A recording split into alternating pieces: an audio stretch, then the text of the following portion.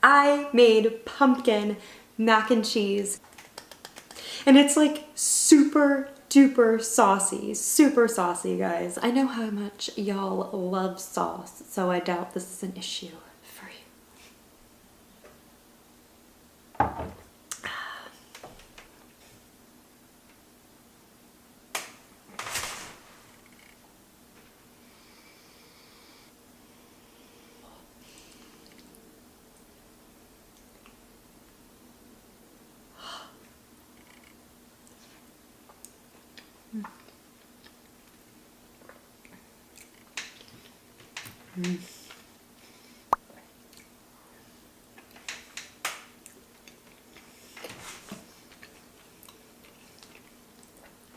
Oh my gosh. That's so good. The perfect amount of spice. I'm not entirely sure how much cayenne I added, but it's just to taste. Just keep adding until it's right for you.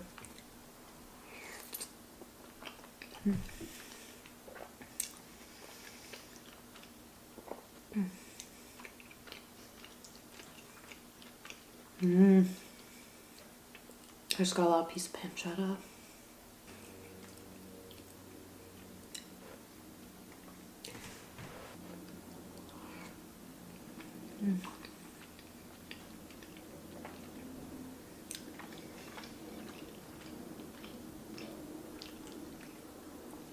It is so comforting.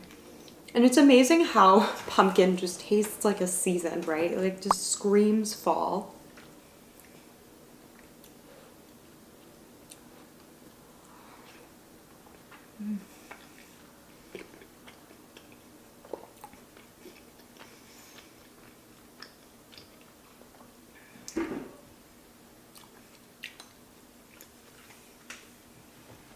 Nutmeg is a savory spice, but I'm sure you're used to seeing it in sweeter things like pumpkin spice. For me, I love adding it to cream sauces because it adds this je ne sais quoi to the sauce. You don't know what it is, but you know it tastes amazing. It's actually the secret to my Alfredo sauce.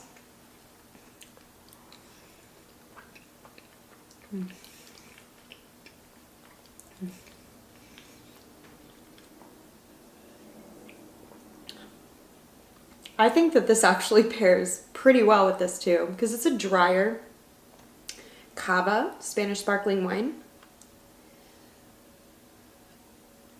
But it's got this natural sweetness to it that pairs really nicely with the pumpkin.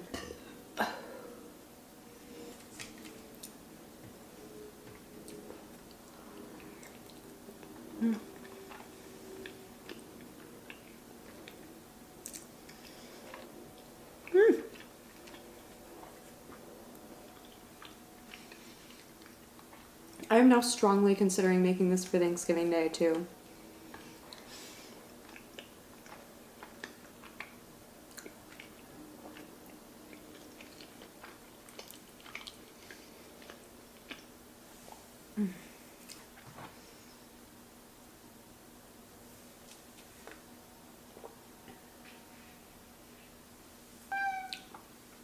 Kitten, come get ours. You're so handsome. You want to show everybody how handsome you are? Come here, baby. Come here. Oh, and what is this up here? What is it?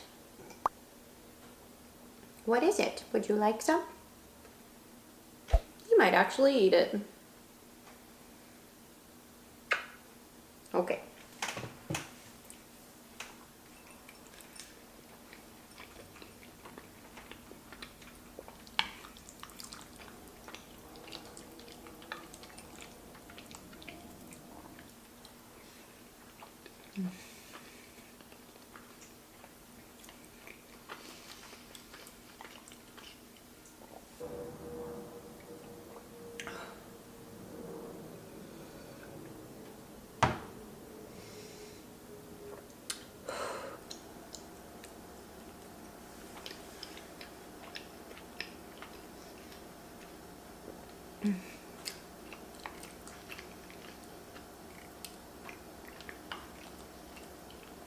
I actually might end up making champagne vinegar with this.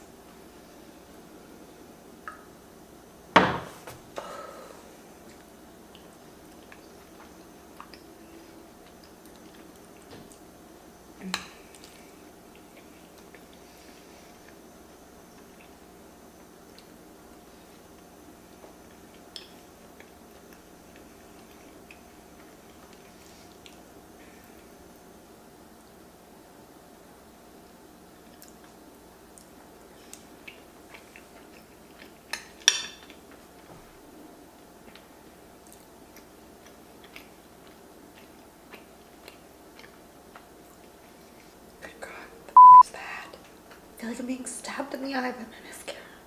You're gonna like take off all of your mascara trying to get whatever it is out of your eye, and then it's not out still, and then you're not wearing any mascara either. All right, this is my last bite.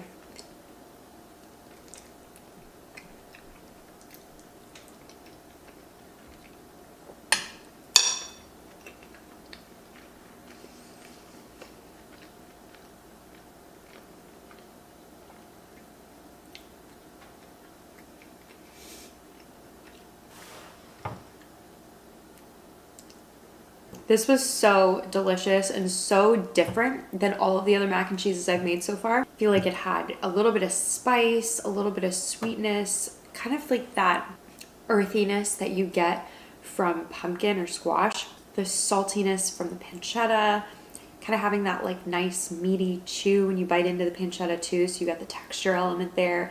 The large shells were like the way to go with this too. Oh my gosh, guys, it was so good. Ooh. Yeah.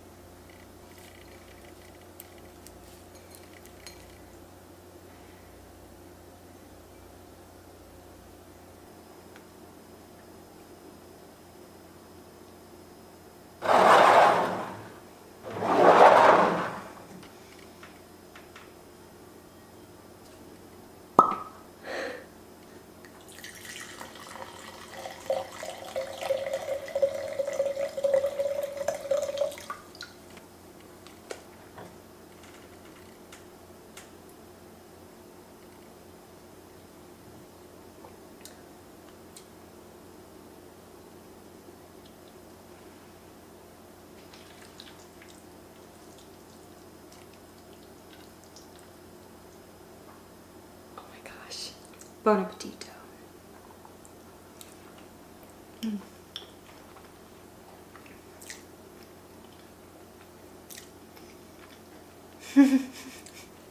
The deep roasted flavor from those vegetables adds so much to this. And just the simple gremolata on top, which also has lemon zest in it, by the way, adds such freshness and this like bright, but at the same time salty, crunchy flavor. It's, why have I not made chicken skin gremolata before?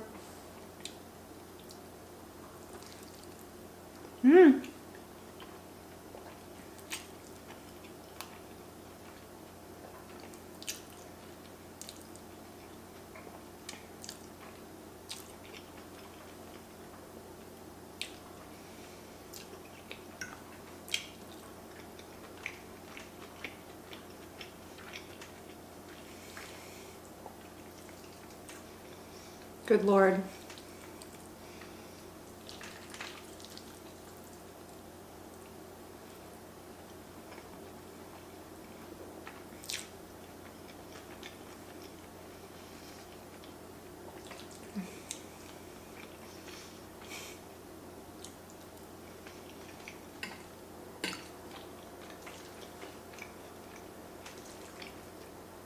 So I'm sure you guys noticed I didn't add all of the roasted vegetables that you saw at the beginning of the video to the food processor.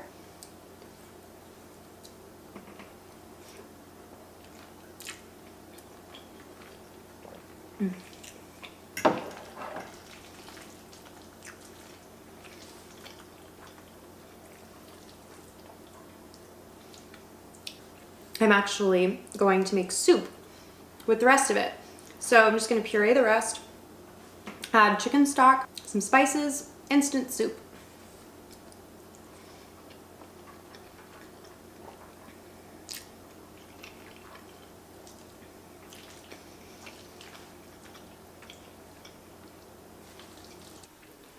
So the chicken, I was actually checking the doneness of it as it went along. I set the timer for like 35 to 40 minutes and then started checking the smaller pieces. And I just took them out as they were done.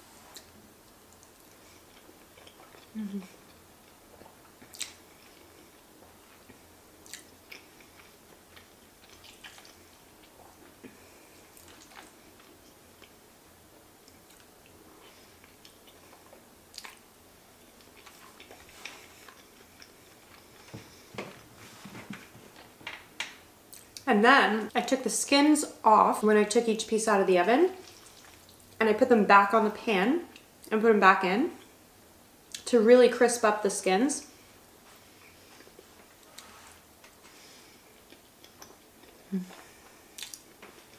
And then another amazing idea that actually my mother had when I was on the phone with her. I showed her the crispy chicken skins that had just come out, and there were all of these little brown bits all over the pan from when the chicken cooked. And so I ended up deglazing the pan with a little bit of chicken stock, and all that really means is while the pan is still hot, adding liquid to it and really scraping all those brown bits off the bottom. And then I used that liquid when I blended up all the vegetables in the food processor. I'm sure you guys saw like what looked to be a brownish liquid that went in there.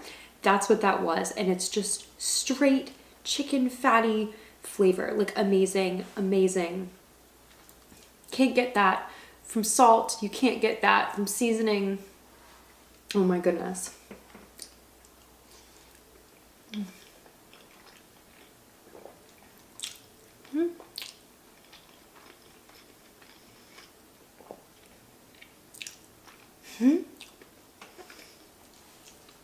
And then I'm sure you noticed I forgot to add the roasted garlic to the food processor, so I ended up just adding in with the raw garlic that I had. And the raw garlic, I actually had sliced the top of the garlic off and noticed that there was still plenty of garlic left on there that I wasn't putting into roast. So I was like, oh, I'll just use the rest of the garlic in the saute pan, and then we have two different types of garlic. Garlic two ways.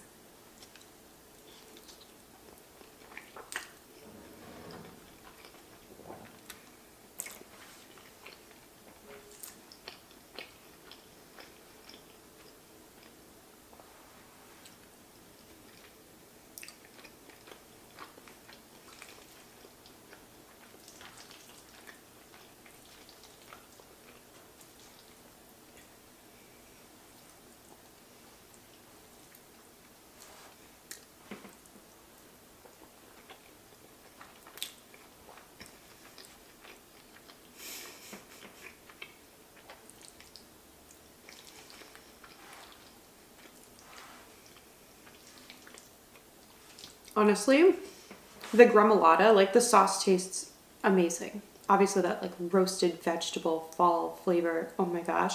But the gremolata is like making this for me.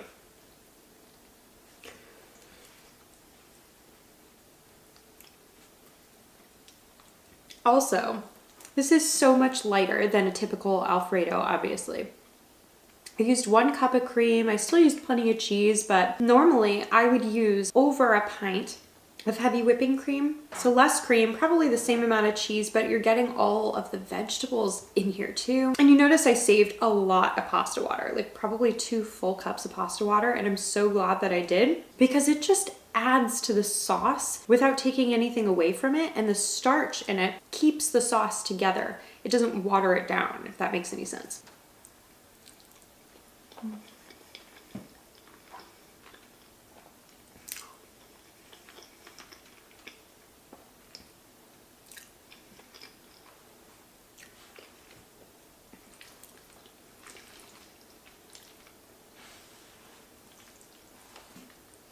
If you're vegan, you could 100% try this with a vegan creamer, like maybe an oat milk creamer. You could try it with coconut milk if you wanted, and then just whatever vegan substitute for Parmesan cheese.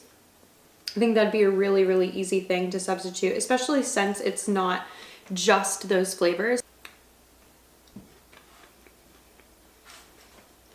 The friggin' crispy chicken skin.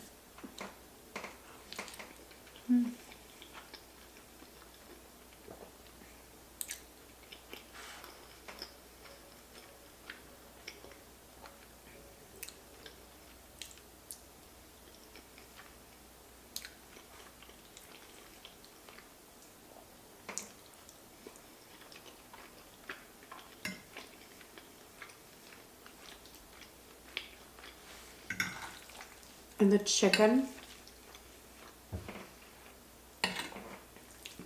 just makes it so much heartier.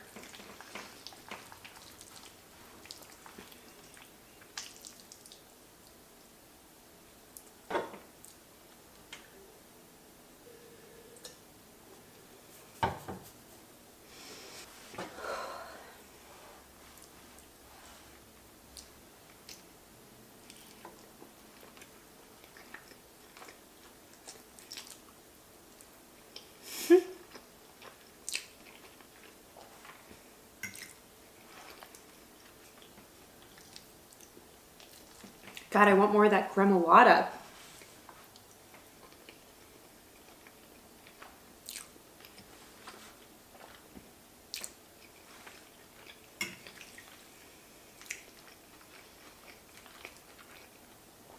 Oh my goodness. P.S. I added all the chicken in here. So full on, there is an entire chicken that I had pulled the meat off of. That went in here.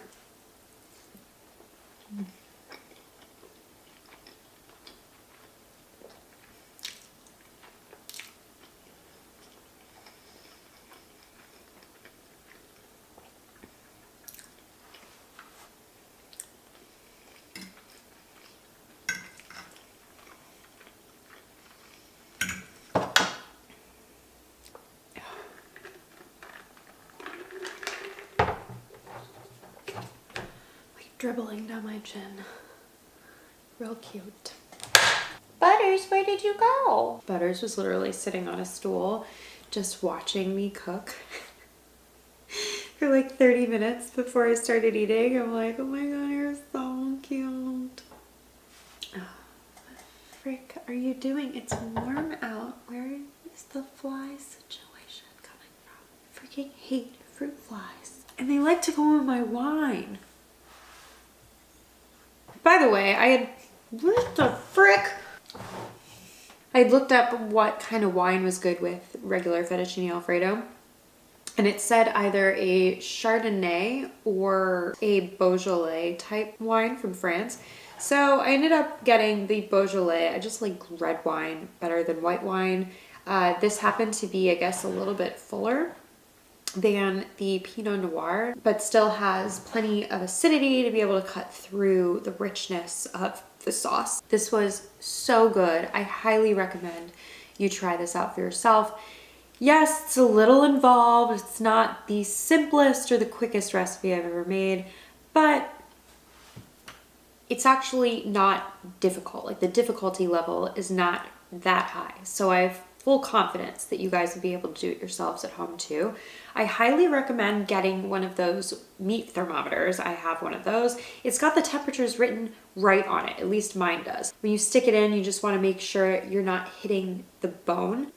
That's what she said. Otherwise, you won't get an accurate reading. But it was super helpful for me today, needing to check different pieces of chicken that all went in at the same time. Otherwise, everything else was just prep work, more or less. Cutting the vegetables, sprinkling them, putting in the oven. I mean, the oven does most of the work. And if you don't have a food processor or a hand blender, you certainly could use a hand blender. You would just need like a taller container and add the liquid in before you start blending. You probably need more liquid too if you're using a hand blender. But if you don't have a food processor, I'd say just make the sauce without the pureed vegetables and just chop them up really small. Then you could just toss the veg with the pasta still in chunks. Really not a big deal. Though I think it really does add to the sauce in a big way.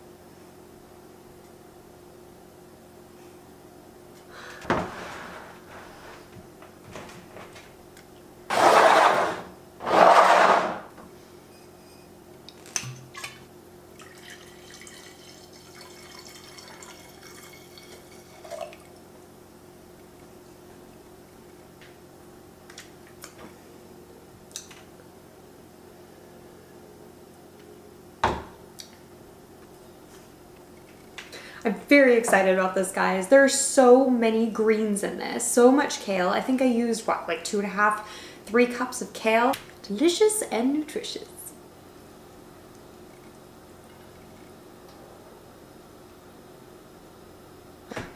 I'm so excited to try this.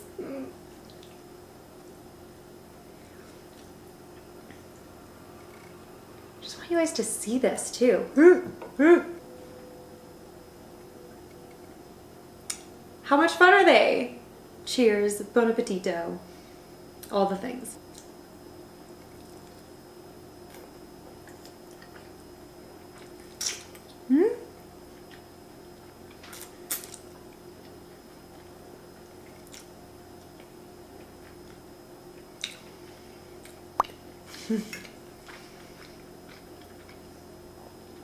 Oh my gosh.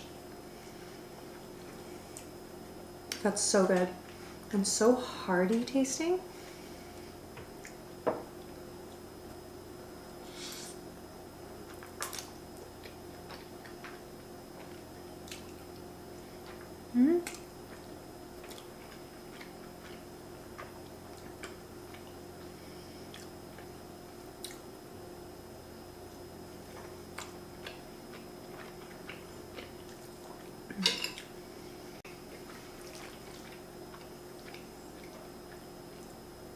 Let me get a piece of this turkey skin.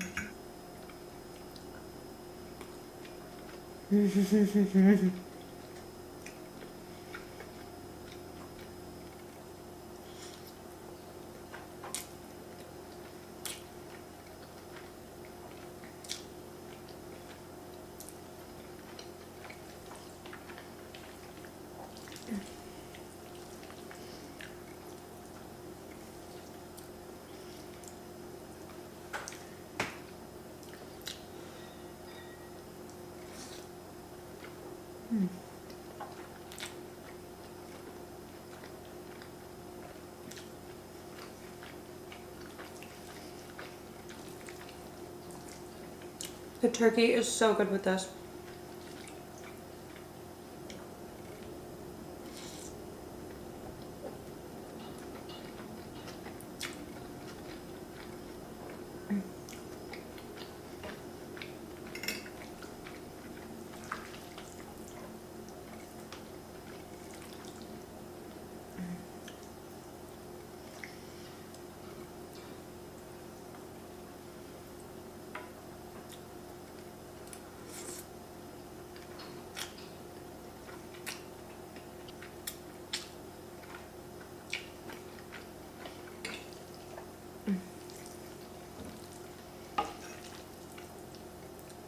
I like just recently discovered, by the way, that you could even eat carrot tops, like that they were good to eat.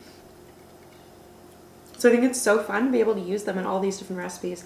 I think the flavor profile of them is similar to parsley. So this tastes very herby.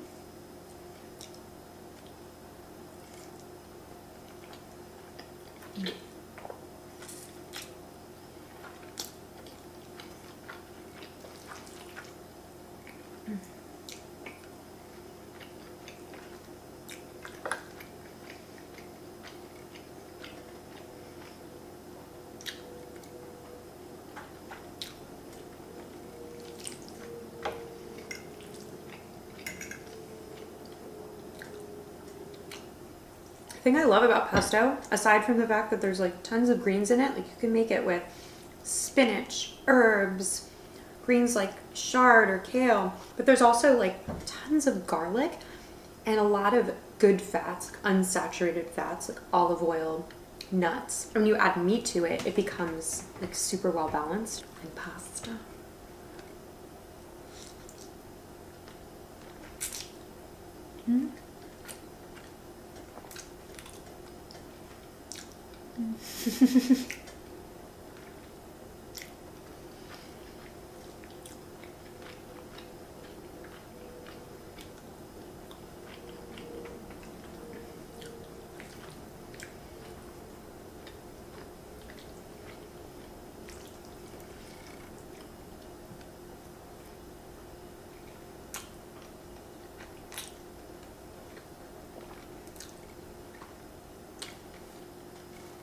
Obviously, if you are vegan or a vegetarian, you could leave out the turkey skins, and the Parmesan cheese if you want.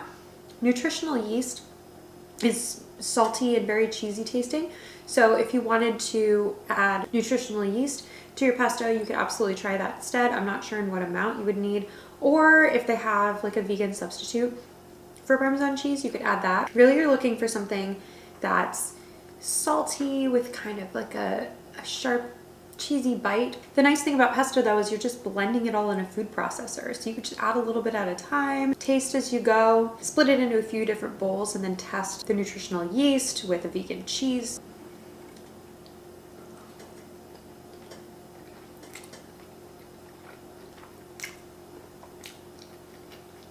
And again, I reserved quite a bit of pasta water. So if your pasta sits for a while or you end up having some for leftovers, you can just add some pasta water to it and it'll just wake up the whole sauce. I mean, the pasta water is really what gives body to the sauce. And in this case, you definitely want to reserve more. Since the pasta water does make up the majority of the sauce, you're going to end up using probably a cup or so of pasta water per pound. And with leftovers, you might need another cup, cup and a half. So I'd say reserve at least 2 cups of pasta water. I've just started keeping it in my fridge, by the way, like in a mason jar. Just always have reserved pasta water in the fridge.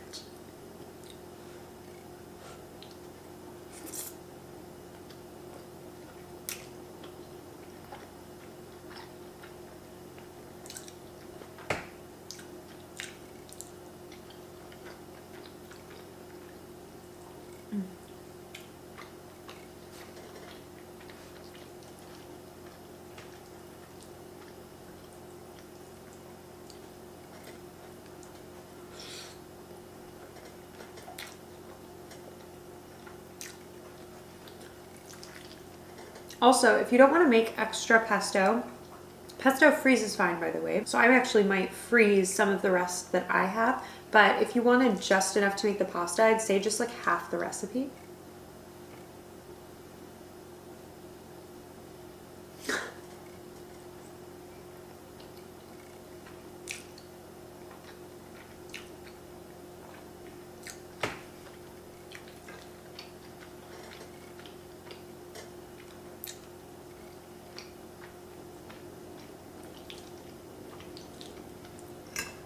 Another thing that would be so good with this, I can't believe I didn't add it, honestly. The Calabrian chili pepper paste. Oh my gosh, guys. If you added that to the bowl with the pasta, like with the hot pasta and the pasta water, and just tossed it together to kind of release those oils, and then added the pesto in and mixed that around, oh my gosh. I feel like the acid in that Calabrian chili pepper paste together with the spice would do like amazing things for this.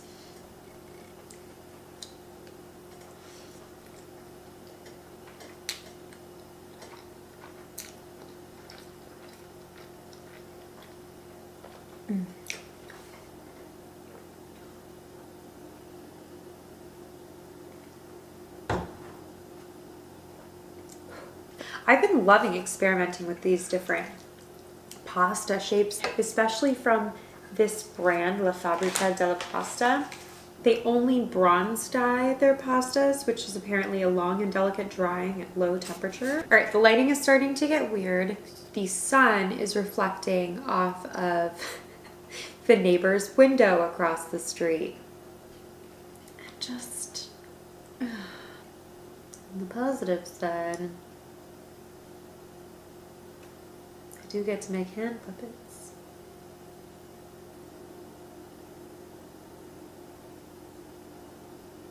Alright guys, I am feeling pretty good right now, so I'm going to stop. I'm like literally blinded by the light now. Blinded by the light. Da, da, da, da, da, da, da, da. Thanks for joining today. Appreciate you guys. Thank you so much for showing up for me and supporting me all the time. It means so much to me. Comment below what you thought about this video, what you'd like to see me eat next, and I will see you guys next time.